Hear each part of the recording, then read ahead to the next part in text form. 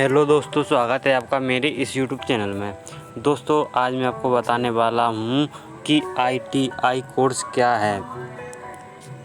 ITI करने के लिए शैक्षिक योग्यता क्या होनी चाहिए, ITI के लिए आयु सीमा, ITI कोर्स कितने साल का होता है, ITI कोर्स कैसे करें, ITI कोर्स के लिए अप्लाई कैसे करें, ITI कोर्स की फ़ीस कितनी होती है और ITI करने के बाद जॉब्स कहाँ पर मिलती है और ITI करने के बाद क्या करें। तो बने रहिए हमारे साथ और देखते रहिए वीडियो। आगे बढ़ने से पहले मेरा नाम भी जान लीजिए। मेरा नाम है अभिषेक धाकर और आप देख रहे हैं करियर गाइडेंस। यहाँ पर आपको करियर गाइड मिलता है और मिलता रहेगा। तो अब हम वीडियो स्टार्ट करते हैं।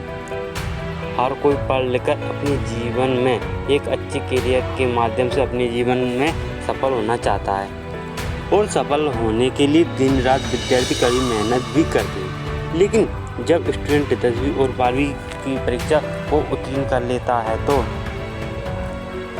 कि वह क्या करे, जिसे लेकर काफ़ी दुविधा में होता है और उसके सामने अनेक ऑप्शंस जैसे डिग्री, पढ़ाई, व्यावसायिक कोर्स क्या करे जिससे कि जो आसानी से मिल जाए, जिसमें वह असमंजस में होता है।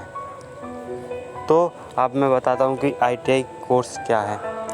ITI यानी एक व्यावसायिक कोर्स है जिसका फुल फॉर्म होता है इंडस्ट्रियल ट्रेनिंग इंस्टीट्यूट, जिसे हिंदी में कहते हैं औद्योगिक प्रशिक्षण संस्थान। ITI कोर्स के जरिए इसमें स्टूडेंट को इंडस्ट्रियल आइडिया में कार्य करने का प्रशिक्षण दिया जाता है। यानी ITI एक ऐसा कोर्स है जिसमें विद्यार्थी को उद्योग के आधार पर कार्य करने की ट्रेनिंग दी जाती है, जिसे करने के बाद स्टूडेंट डायरेक्ट उस फील्ड में जॉब के लिए अप्लाई कर सकते हैं। अब मैं आपको बता दूँ कि ITI के लिए शैक्षिक योग्यता क्या होनी चाहिए। तो ITI कोर्स के लिए 10वीं या 12वीं पास होना आवश्यक है, जिसके बाद ITI कोर्स के लिए अप्लाई कर सकते हैं। यदि आप 10वीं या 12वीं की परीक्षा दे चुके और रिजल्ट आना अभी बाकी है तो भी आप ITI के लिए अप्लाई कर सकते हैं।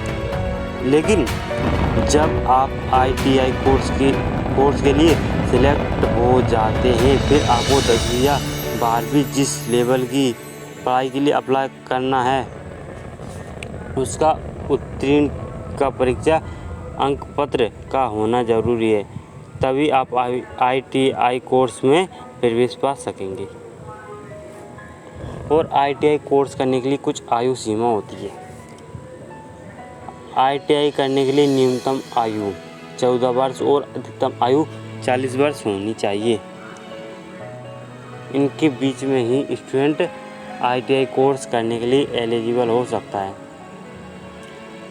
और ITI कोर्स कितने साल का होता है? तो ITI कोर्स 10वीं या 12वीं के बाद अलग अलग ट्रेड में किया जा सकता है, जो कि 1 साल से 3 साल के कोर्स होते हैं। ITI में बहुत से ऐसे भी कोर्स होते हैं जिन्हें 6 महीने में किया जाता है। ITI कोर्स कैसे करें? तो मैं आपको बताता हूँ कि ITI कोर्स कैसे करें। ITI कोर्स के लिए 1 साल गर्मियों के महीनों में फॉर्म निकलते रहते हैं। जैसे ही आप 10वीं या 12वीं की परीक्षा दे लेते हैं, उसके बाद ITI कोर्स के लिए एडमिशन ले सकते हैं। ITI कोर्स के ऑफिशियल वेबसाइट से अप्लाई कर सकते हैं, जिसके बाद कॉल लेटर आने के बाद आपको प्रवेश देना होता है, जिसके रिजल्ट आने के बाद मेरिट लिस्ट बनती है। जिसका रैंक हाई होता है उन्हीं को ITI कोर्स के लिए चुना जाता है। और ITI कोर्स के लिए अप्लाई कैसे करें?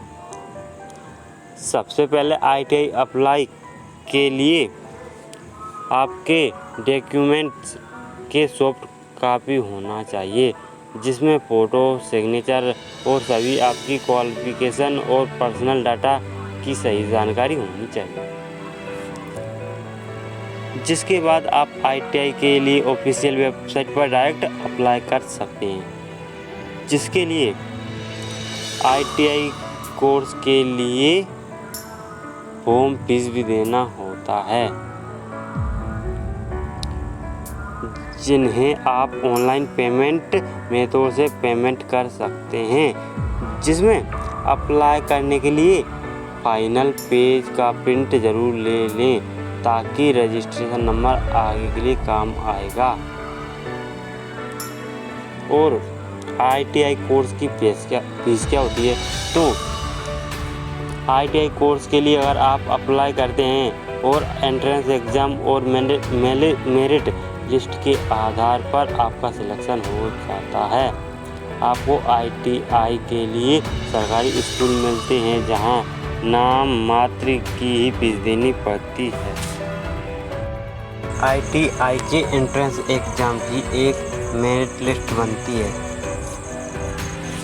जिसमें यदि आपका नाम मेरिट लिस्ट में होता है तो आपको ITI गवर्नमेंट कॉलेज में एडमिशन मिल जाता है।